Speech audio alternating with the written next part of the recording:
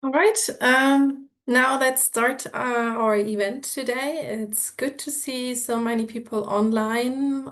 Very warm welcome to everyone who is joining us today for the chat out of the box session, High Risk by Default, Humanitarian AI Under Pressure. My name is Darina Pelowska. I'm research fellow at the Center for Humanitarian Action. And apart from introducing you to recent CHA work on the topic, I'll guide you through today's session. Artificial intelligence is no longer a distant future in humanitarian action. It's already shaping a lot how we collect, analyze, and also act on data, may it be anticipatory systems, biometrics, and even decision support. All these tools play a major role in our daily work. Yet organizational policies, capacities, and oversight are still lacking behind. And this mismatch creates capability gaps, ethical dilemmas, and also liability risks, placing humanitarian AI quite literally under pressure. This makes AI in humanitarian contexts a high risk by default. And this is also what we want to discuss today by bringing together new research with reflections on how AI is reshaping humanitarian action and how we as a humanitarian community can respond to the ethical, legal, and operational challenges that come with it. Before I'll introduce our speakers, let me briefly introduce some housekeeping. When you're not speaking, please turn off your camera and also your microphone. Questions and comments can be posted at any time in the public Zoom chat. And if you would like to pose a question anonymously, this is of course also possible at any time by sending a private message to the user Cha Anne Tritschler. Anne will collect all the inputs from the chat, from the audience, and then present this to the panel and to the speakers.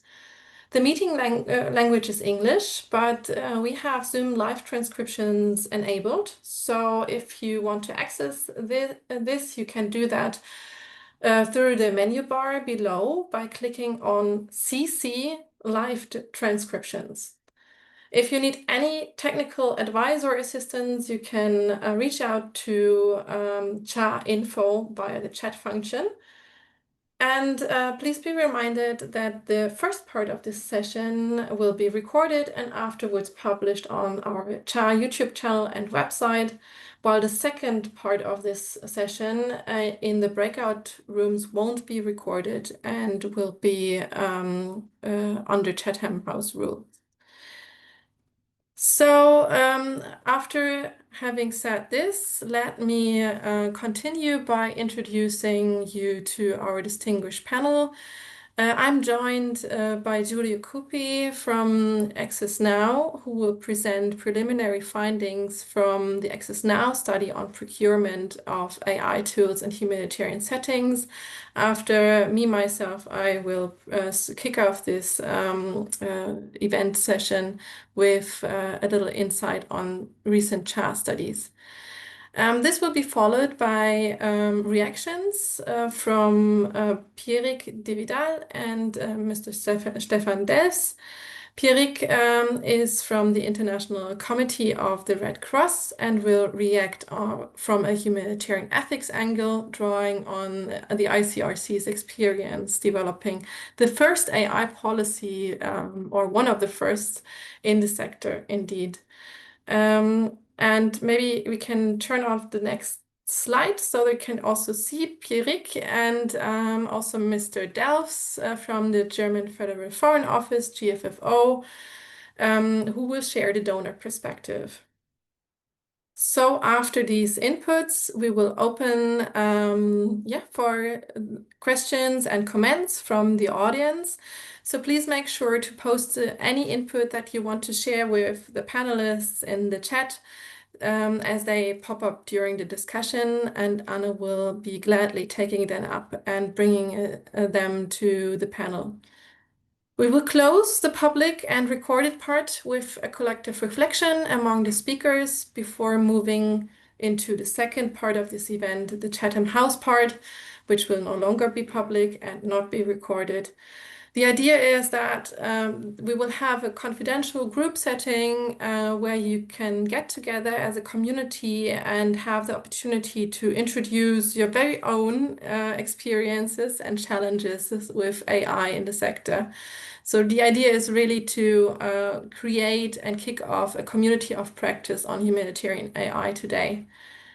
With that, let me dive right in and start with a little input from the Center for Humanitarian Action and some insights that we gained from our latest study, Balancing Innovation, Efficiency, and Principled Humanitarian Action. The study looks at what makes humanitarian innovation succeed and what that means for AI in particular. So the study was funded by GFFO and is based on 6 case studies, including both AI and non-AI based innovations, to understand how innovations in general thrive or do not thrive. And what we found is really the importance of innovation owners and their ability to navigate ethical and operational trade-offs when scaling their solutions. If we can turn to the next slide, you will see some of our central findings. That is that success in scaling innovation isn't primarily determined by the technology itself. So it isn't determined by its AI or non-AI nature. Instead, it depends on how innovation owners collaborate, adapt, and embed their solutions into existing and important stakeholder networks or ecosystems. So even the most sophisticated idea, technology, or innovation, may it be AI-based or non-AI based, will fail if it doesn't sit well with the most important stakeholders that it reaches out and that it is important for, as well as these stakeholders' interests, needs, and the innovation also needs to fit with their mandates, humanitarian and non-humanitarian, as well as the accountability systems involved, and needs to take into account the existing and non-existing trust relationship between these stakeholders that are important on the ground. So success is much about relationships and governance, and as much about relationships and governance as it is about the innovation design itself. Next slide. Looking more closely at AI-based innovations, we found that AI amplifies both the promise and the pressure of innovation. So on the one hand, AI tools can massively enhance data analysis, targeting, and anticipatory action by improving speed and efficiency. However, on the other hand, AI tools can massively enhance on the other hand, AI heightens or enhances existing tensions that already exist in humanitarian innovation. These may be, for example, opacity versus accountability. So AI systems make decision-making less transparent. Because it just gives less room for discussion, and it doesn't always explain why and how it came to certain conclusions. The other tension is the tension between efficiency and rights. Optimizing speed or coverage can come up at the cost of data protection and/or participation. And last but not least, scalability versus adaptability. AI models generalize, but humanitarian contexts require nuance and adaptability at many times. So there is no one size fits all. AI needed to be adapted to different contexts and cases, which is not the case right now. So in this sense, AI acts as an ethical stress test. It doesn't create entirely new dilemmas. All of these tensions that I have just introduced have been there before. But AI amplifies these tensions because it's just making decisions faster and at more scale. Can you please turn to the next slide? Because, oh, sorry, back again. Yeah, so across the cases, we looked at, let me just summarize it as it is. Successful innovation owners had just a few things in common. They didn't try to eliminate the tensions that I just introduced. They navigated them deliberately, so transparently and deliberately with all the stakeholders that had been important in this specific context. They built reflexive practices, regularly assess efficiency, equity, and ethics. So they work through networks of trusts involving all important partners early and not just at the end or whenever the certain actor had been of importance. So in short, successful scaling is not so much about linear or purely technical solutions. It's more about a process of ethical positioning and adaptive governance, and the concrete positioning in the concrete ethical framework is really highly dependent on the stakeholder network or ecosystem that the innovation works in.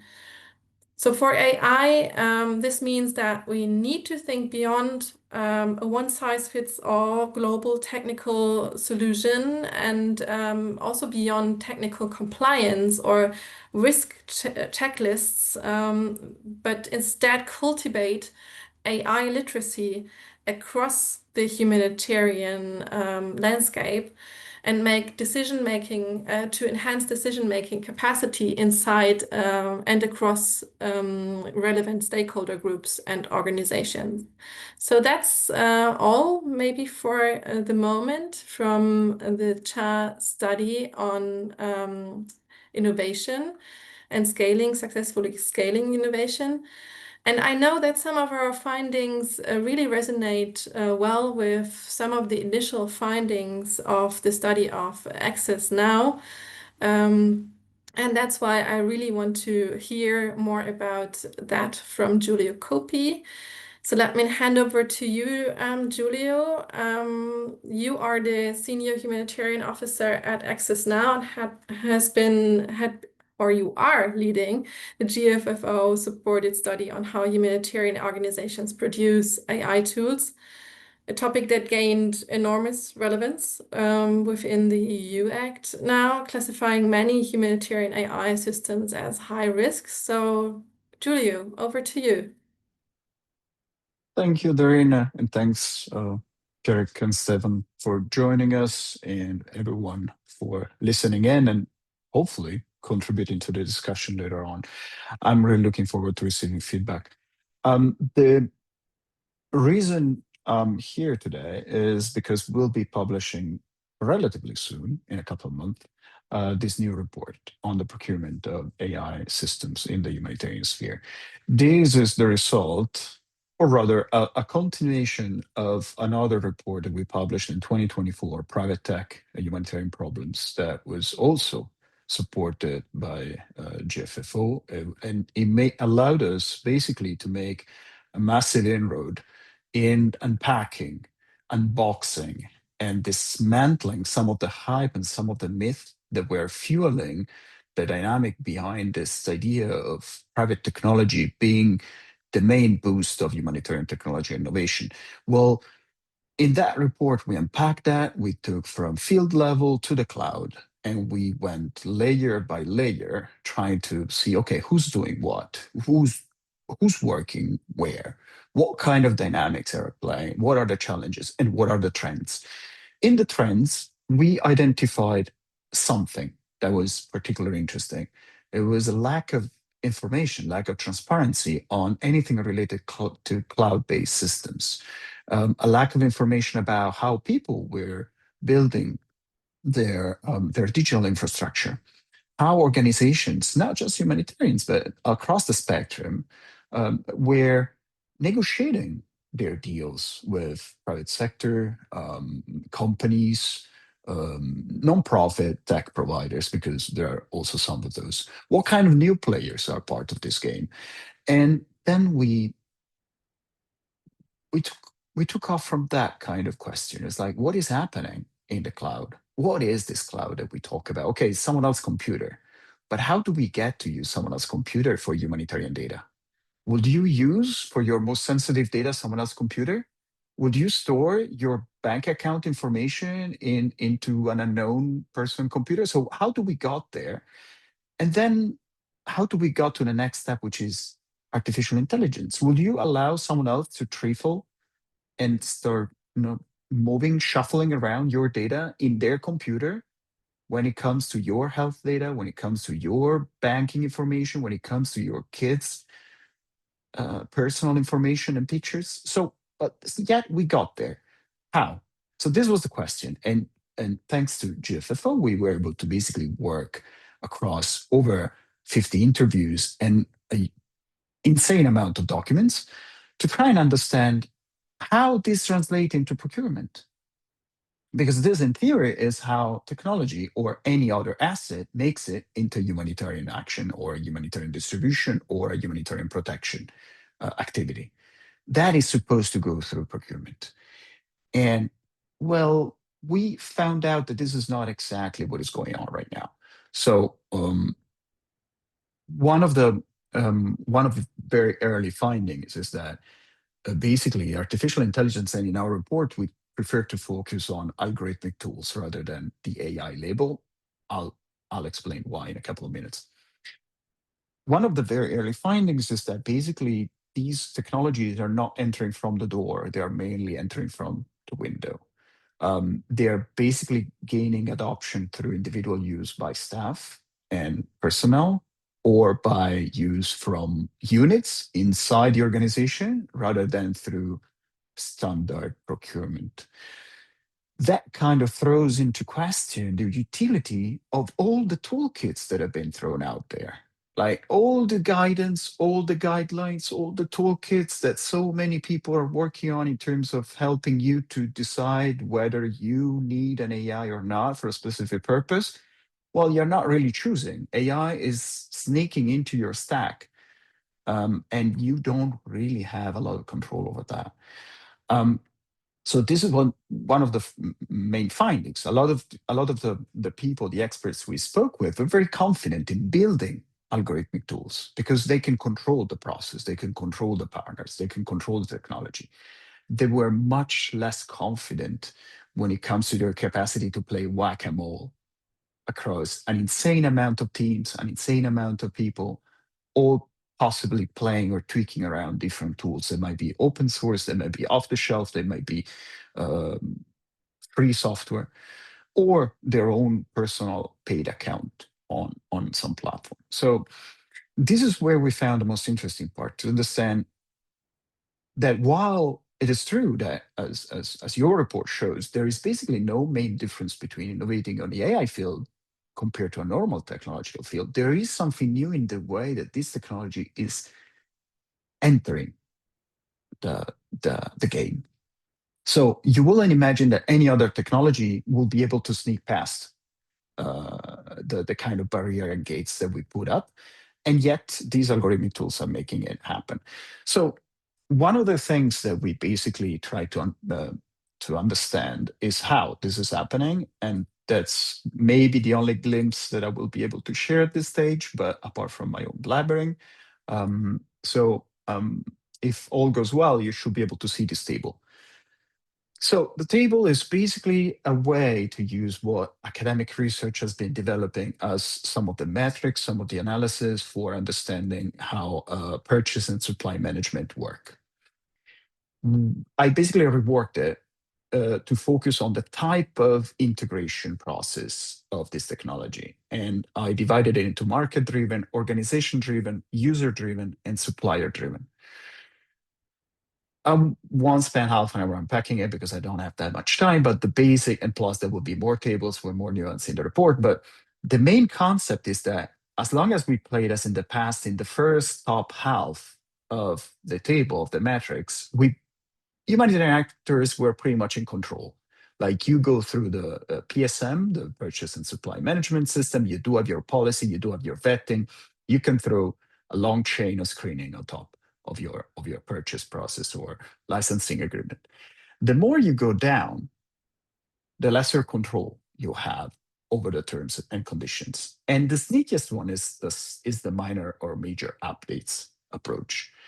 Is basically what happened to a lot of agencies, humanitarian agencies, that basically woke up one day and their standard software had an AI integration for enhanced performance that they didn't ask for.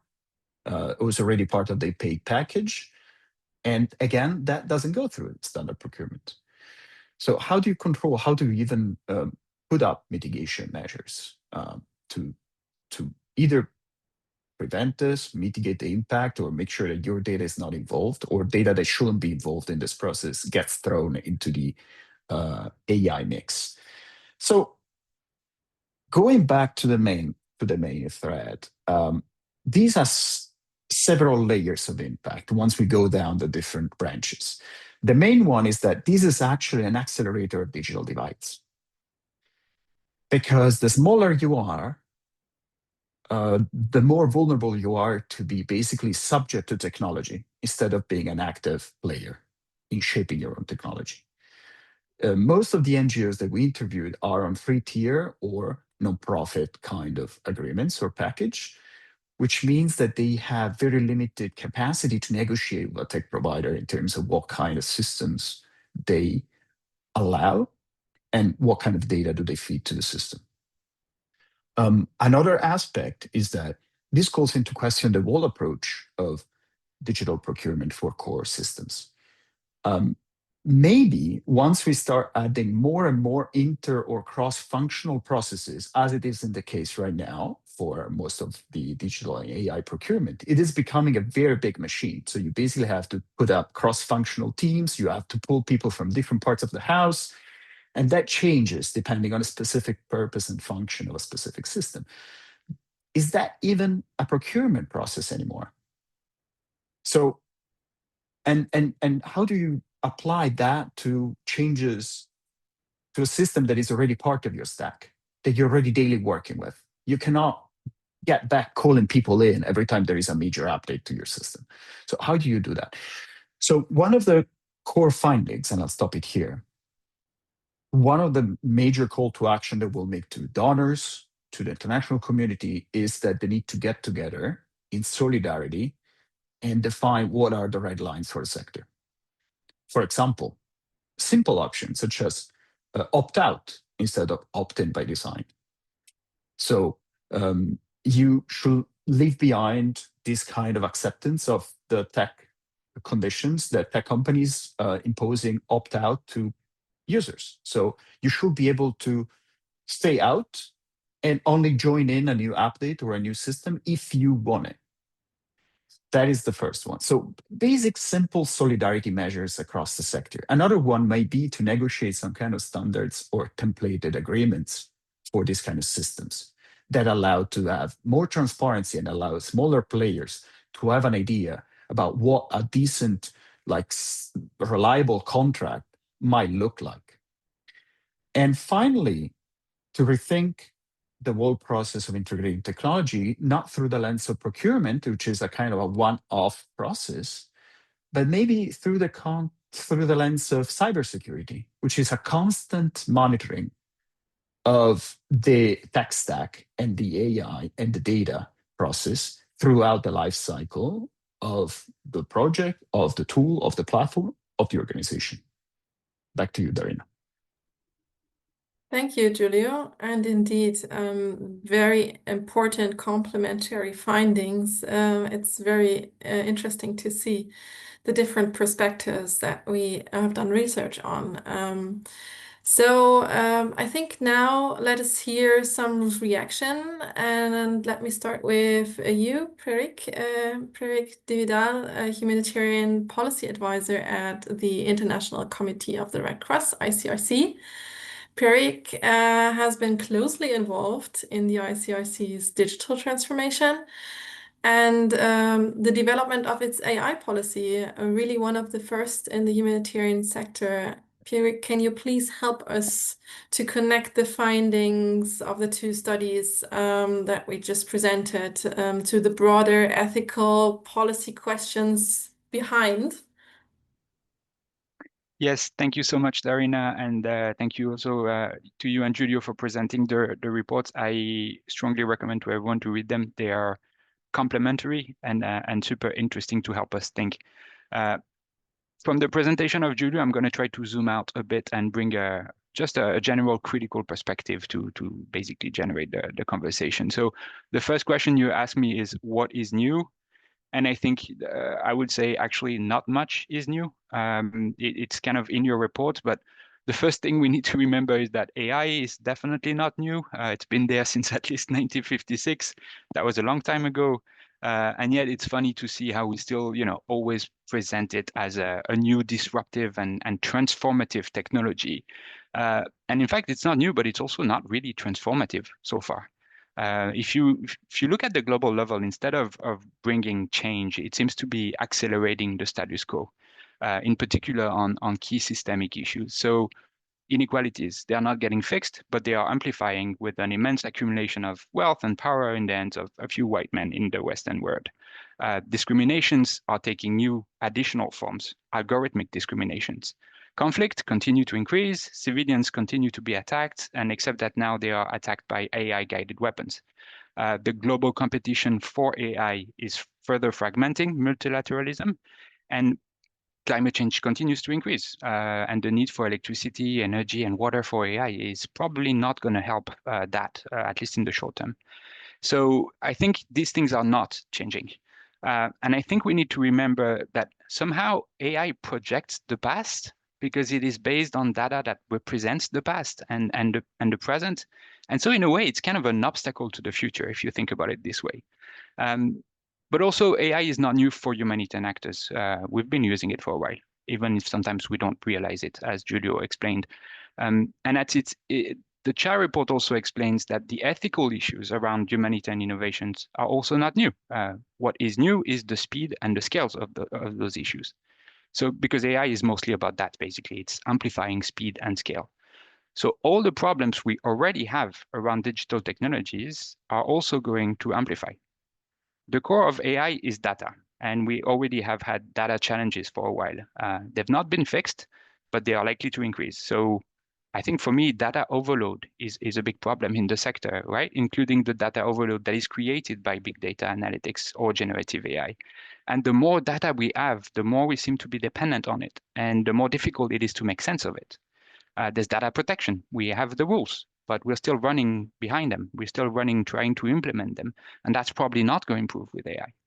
And if you look at principled humanitarian action in general, I think it continues to be challenged today. We see that. And maybe AI is going to make it more difficult. It's going to add a layer of difficulties vis-a-vis the humanitarian principles. So, how are we going to bring more humanity through a technology that is literally about replacing humans, about deep faking human capabilities, including empathy and emotions?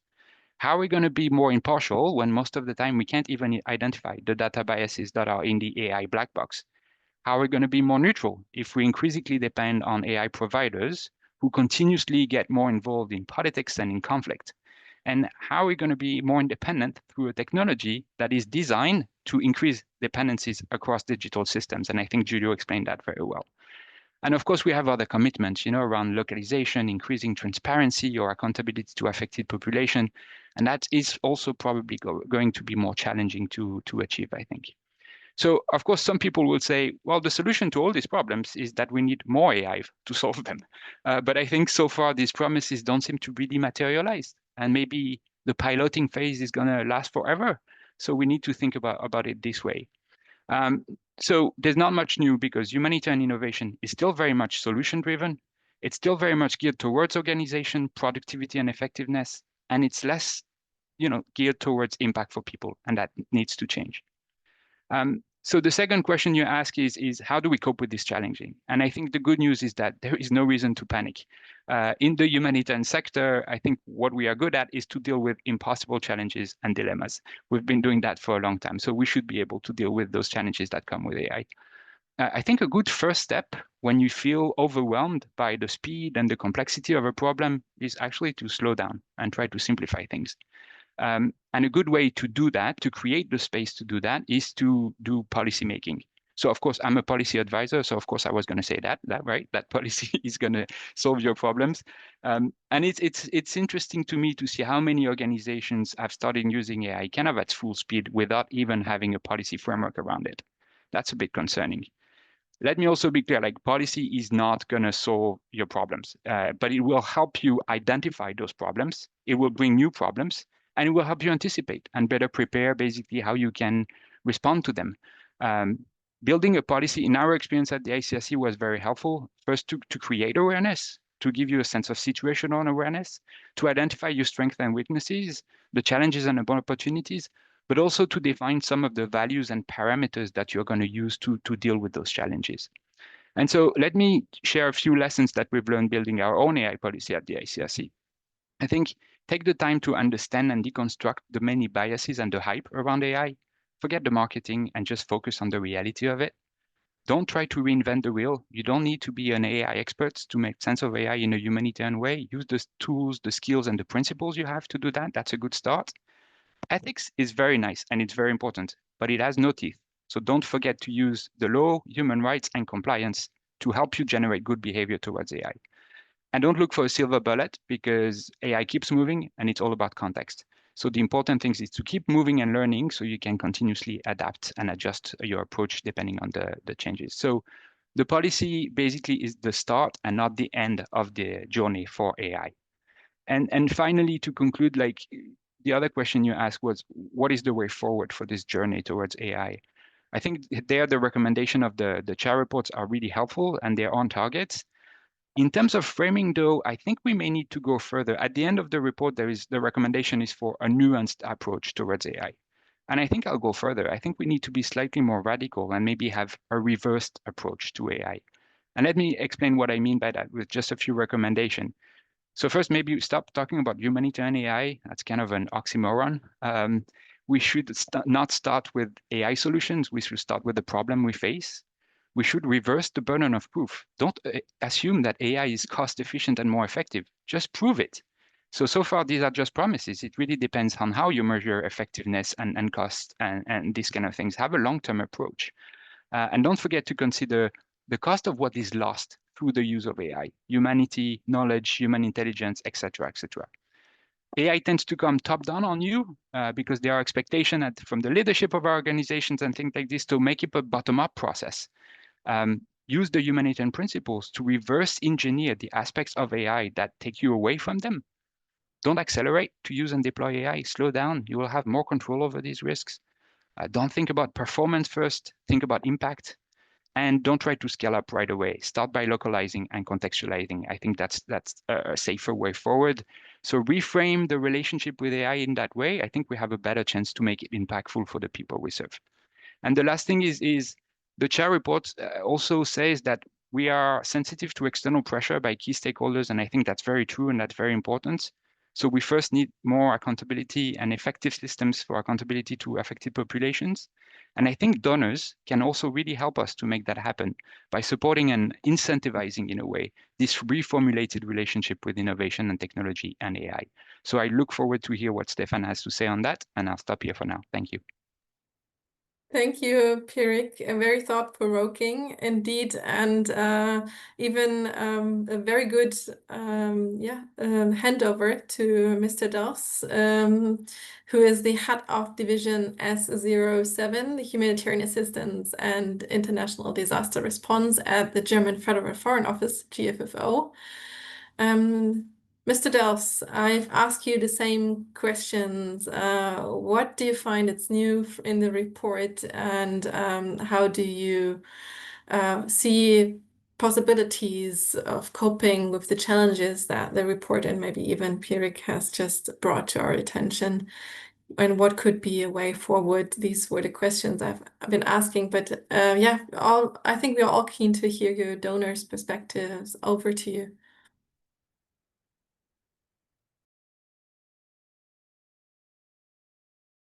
I think you're muted.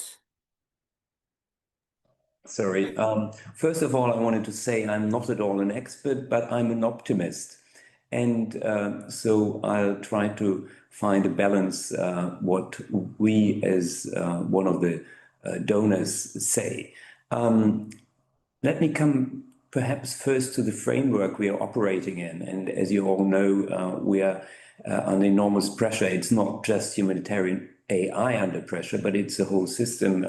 We are all aware of the funding cuts, and that has been unprecedented. And of course, that means that solutions, no matter which ones, have to be smart and as well very focused.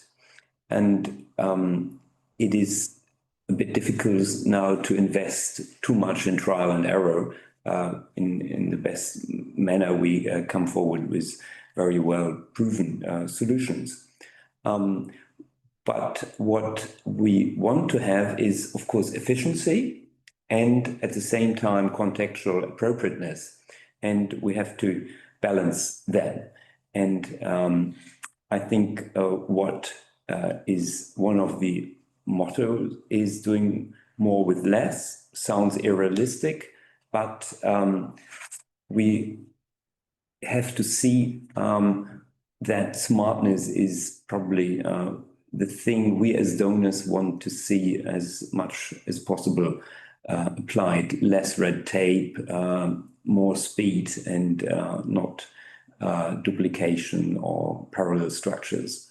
And that what we want to have as well, of course, that was said already, AI is not an end in itself, but we want to deliver better quality assistance. Yeah, there are some examples, some were mentioned already. We can see satellite imagery that can prove where the aid is most needed, and it might also help on being as impartial as possible. Another example is information management that can be simplified, and that is avoiding that one person is receiving aid twice. For example, in Ukraine, there we have learned that deduplication tools can save money. That is a really high figure. 60 million is said to be saved through one of the tools called building blocks there. Anticipatory action was already mentioned. That means that we can do better hazard forecasting, vulnerability mapping, and early action protocols. And it's also simplifying, or can be useful in safeguarding compliance and in risk management, so to detect fraud in humanitarian cash transfers, for example. And we have heard a lot about the challenges, and one of them is, of course, that fake news can erode trust in humanitarian organizations as such, can fuel tensions within societies, and thus can exacerbate the needs of the affected populations. But let's look as well what are the operational and ethical challenges, some of them. And there it's clear we do the do no harm principle, that's above all. And what is perhaps important as well, that there's also an element on humanitarian, on human relationship. And we don't want to have robots that are distributing aid. And that means we need as well still human judgments that are made, and AI cannot replace it, I do believe. And while we don't want to exacerbate existing tensions or power imbalances by relying on training data, that means that we don't want to perpetuate discrimination or replicate stereotypes. As well, of course, the acceptance of the affected community is important. They should not get the feeling that some machine is behind decisions, and especially if we collect data, that's of importance. And as the CHAR study has shown, that humanitarian commitments to inclusion and local relevance are put under stress when we do not have enough participation, informed consent, and meaningful contextual adaptation.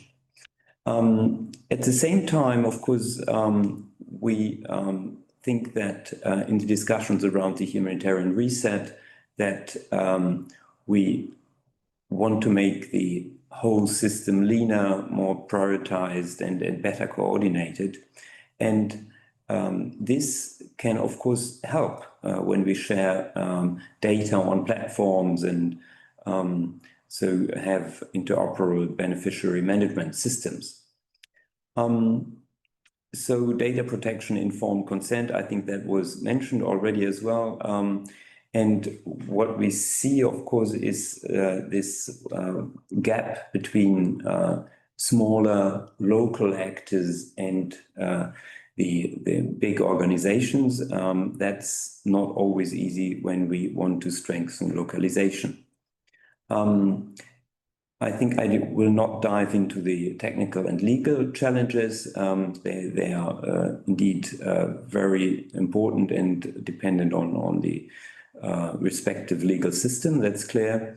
But generally, it's a lot about trust, and what is ideal, of course, would be ideal that all the knowledge is shared among organizations, and we know there's some competition between organizations. So we as a donor would like to see more cooperation. I think today's event is a very good basis for that, to put that on the table.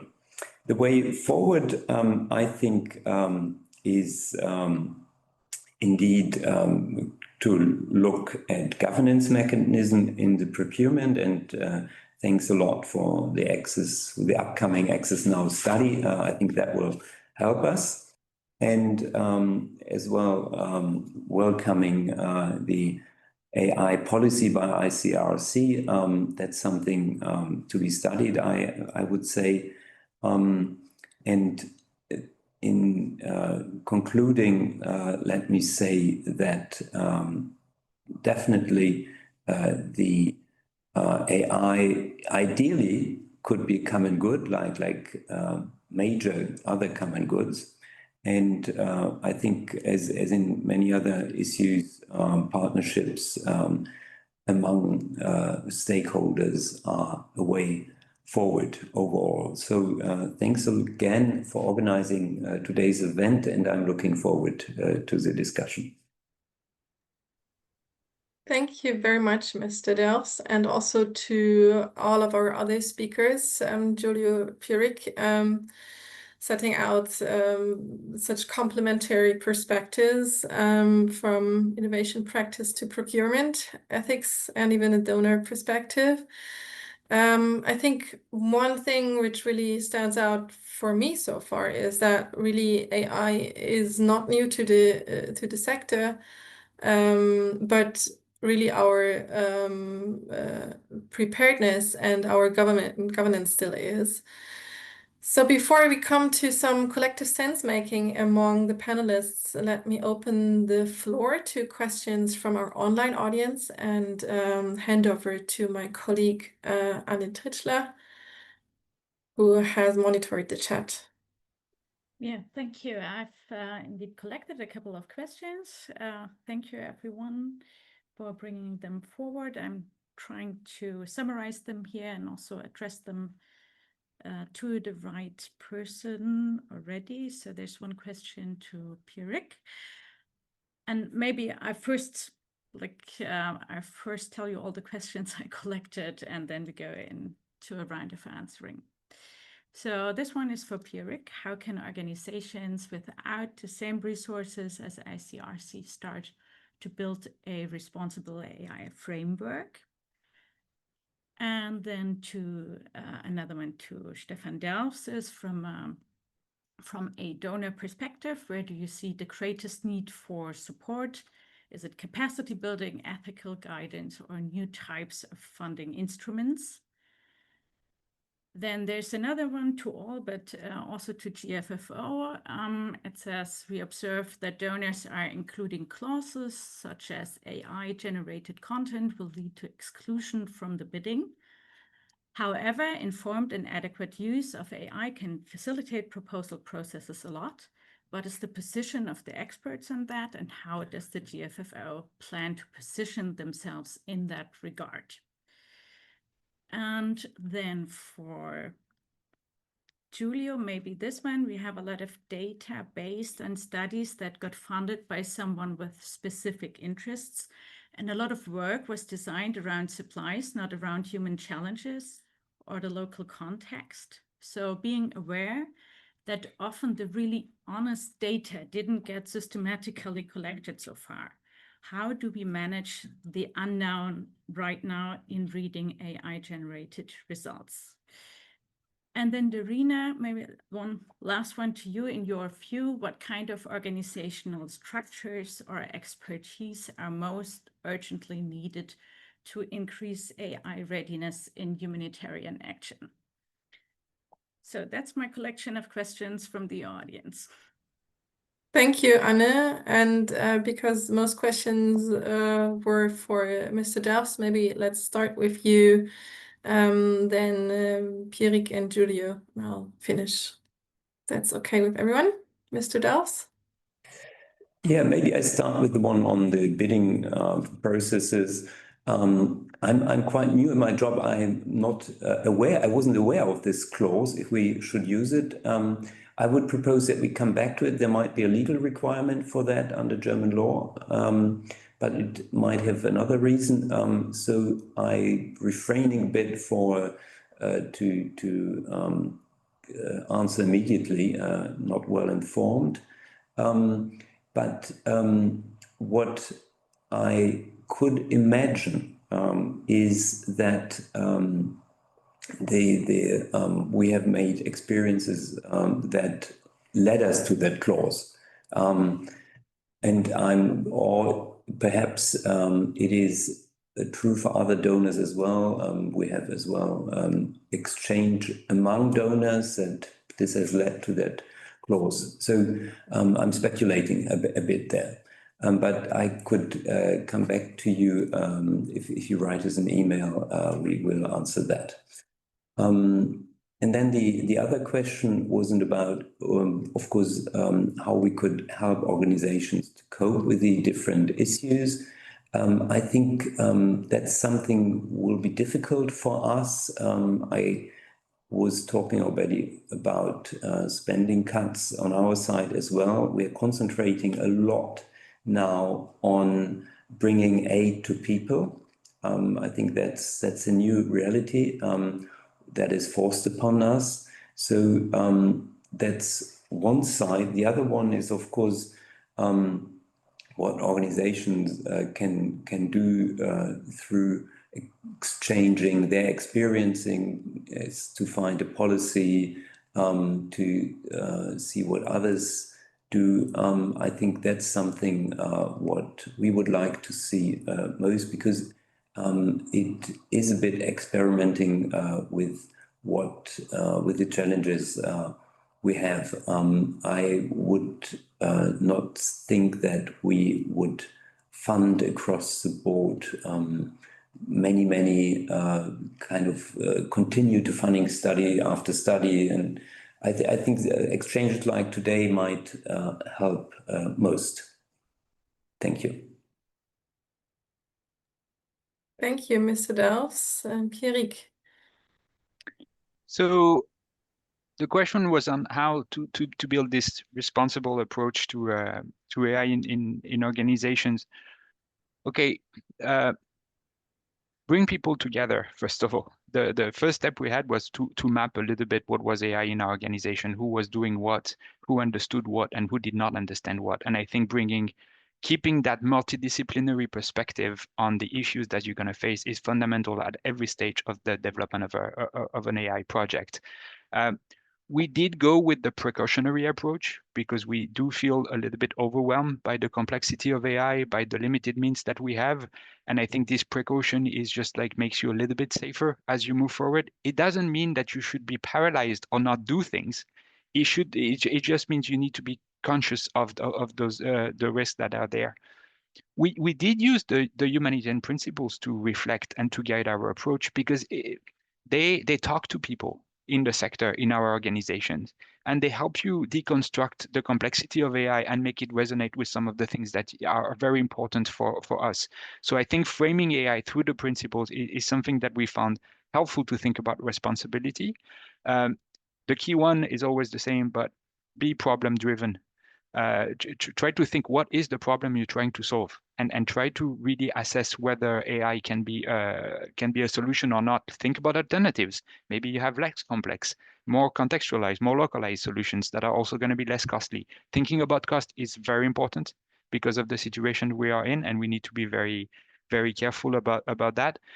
And use the stuff we already have. I mean, if you already think about the data protection rules that you have and you transpose them into the AI systems and all of this, already you have quite a lot of things to deal with. And I think that's what I meant by not reinventing the wheel. Use the stuff you have, use that to guide your thinking, and already that's a good start. Thank you, Pierrick. Very motivating. Julio, do you want to follow up? Yes, well, the question by, I think it was Stephanie Cookman. This is a question that reflects one of the most common uses of algorithmic tools, and it has been for a while. The now defunct or discontinued information management system. The name escapes me, but basically has been running for 10 years, and it was basically analyzing all the documents that are in a certain organization or in a shared environment within the humanitarian space. That was building on that premise. Like, we have a lot of information, we don't make the best use of it, we don't necessarily have a purpose for it, but we might have alternative views or ideas that could emerge from that data if we had the time to go through it. As Stefan mentioned, the concept is true. I mean, it's impossible to negate that. It is true that we do have an information management problem. Maybe AI or algorithmic tools can be a way to answer that need. But the problem is not as much like confirming or not. This is the thing. Like, we, as Pierrick said, we've been dealing with this for 10 years. The approach is, how do you make it in a way that is for a purpose, that responds to a concrete need, and not just rummaging around into a repository, just hoping that something will pop up that will make sense at some point. And again, I'm not anti-technology, I'm for technology. I work for an organization that pushes for expanding and protecting digital rights. That's all we're here for. So we're never going to tell you don't use that. Like, it's like, of course, do it. Like, if you can, do it, and we'll protect your rights or your will to use technology in a safe and rights-based way. But that doesn't mean that every idea is a good idea by design. Like, as Pierrick was saying, like, bring your people together. And if it comes up that maybe you have 20 years of worth of data, but nobody has the time to go through it, then maybe you don't need it. Maybe just the simple answer is that you don't need it. Maybe it's too old. Maybe it's even safe to keep it around.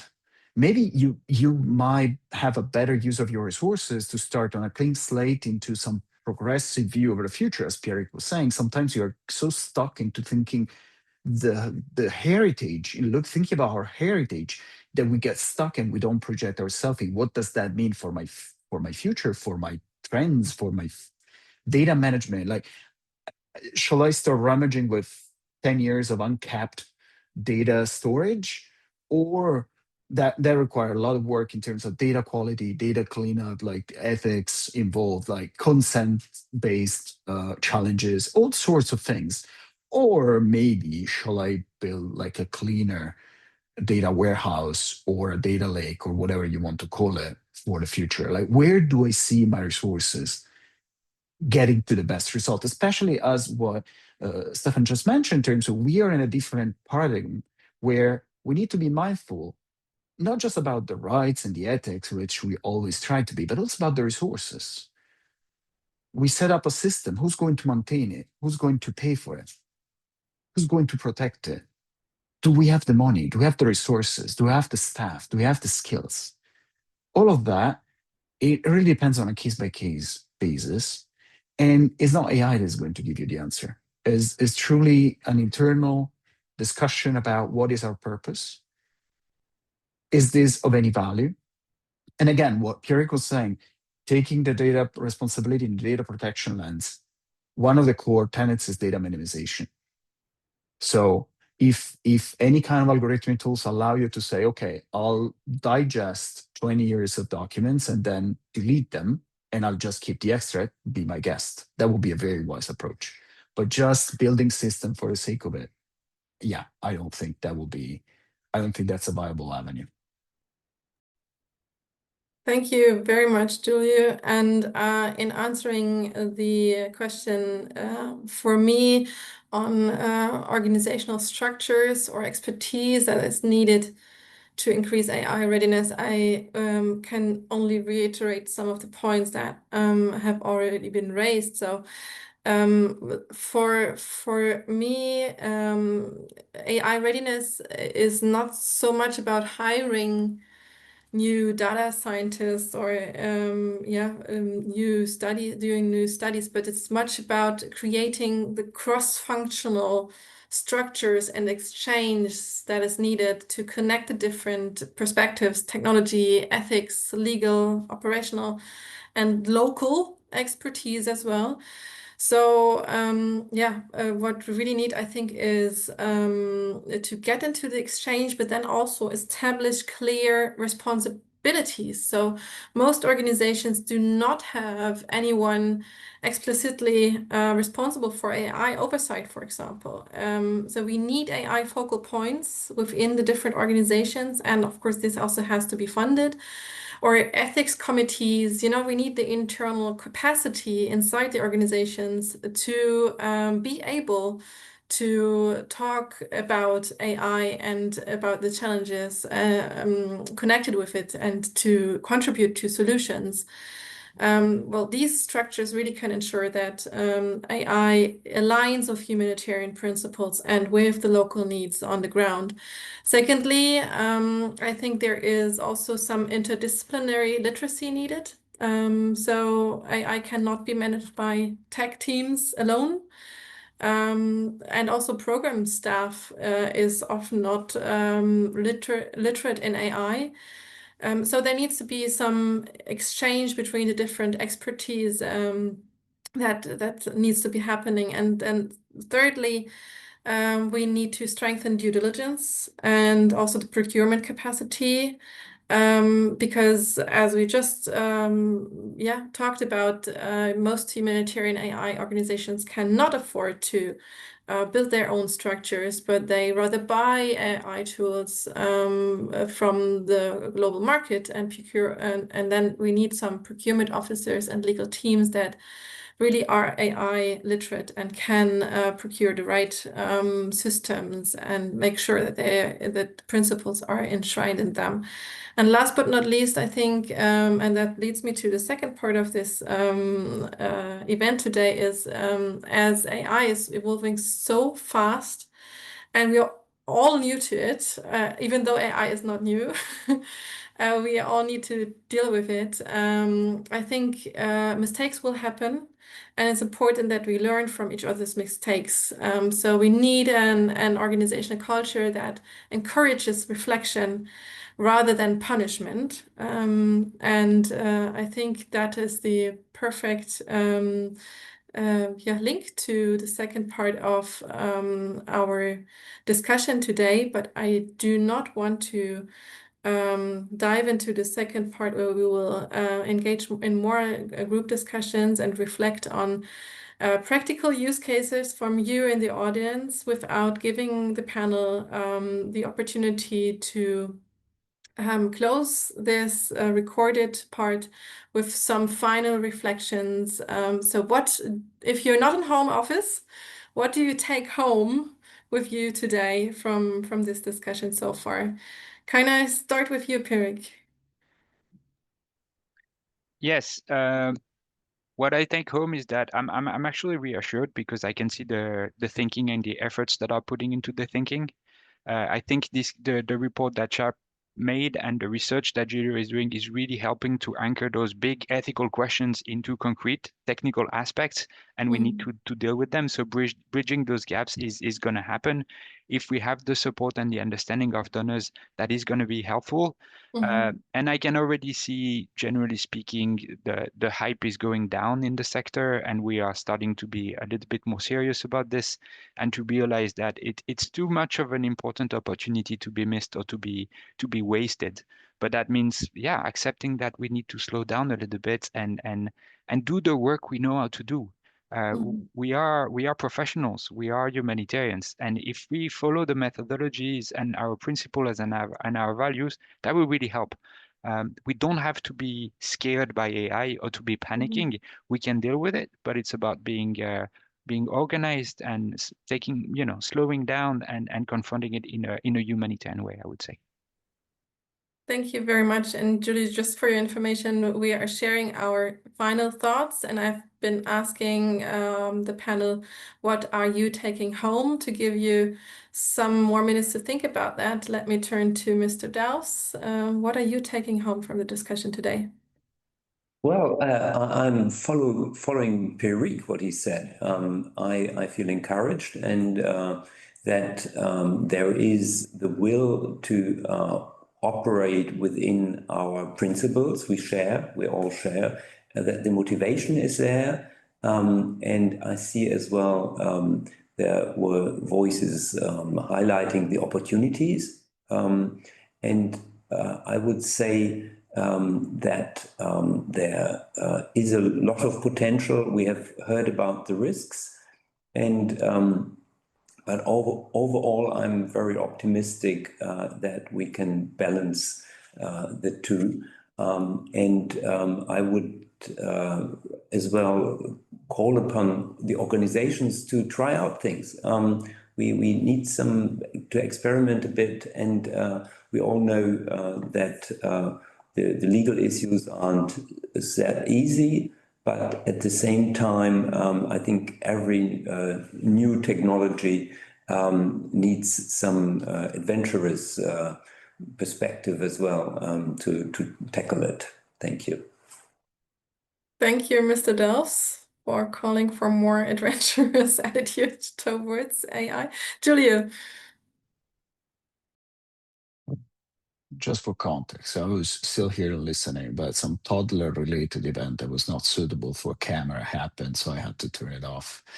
The main takeaway for me from this conversation is that it's good to be optimist, and it's good to be open-minded, and we should be.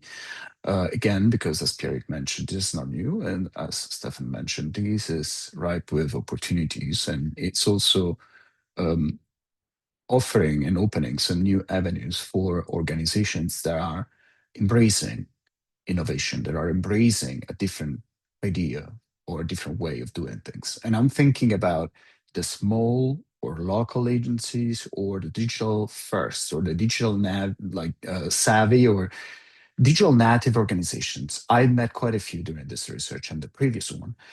it is an almost invisible because they are outside of the limelight. They are not under the spotlight under any means, but there are like a plethora of small dynamic organizations that are digital first, or like they were born after that digital was actually a thing. They did not come with all the luggage of the institutional actors that are more known. The classic name have different challenges. So I do see both ends of the spectrum, and this discussion, it's helpful because it basically allows me to reflect on what a couple of people have told me. And it is something I want to share back. A couple of experts told me that they have never had such an opportunity to discuss digital data and governance with leadership before this AI hype came in like a wrecking ball. So if there is just one thing that I would say as a takeaway to everyone, also based on the procurement research, is that this is an opportunity that we shall not miss. And I'm not talking about AI.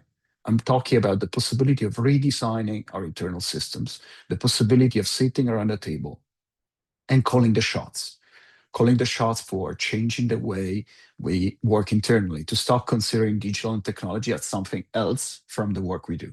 This is now embedded in everything we do.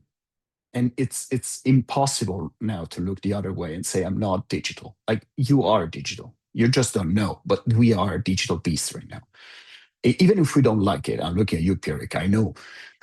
We know each other. I know you don't like social media, you don't like that, but even you are a digital person. We are in a digital era. This is the time for organization, and there will be some weeding out happening about those organizations that can embrace their new dimension, which requires rethinking procurement, rethinking cybersecurity, rethinking protection, rethinking assistance, rethinking monitoring, evaluation, and learning.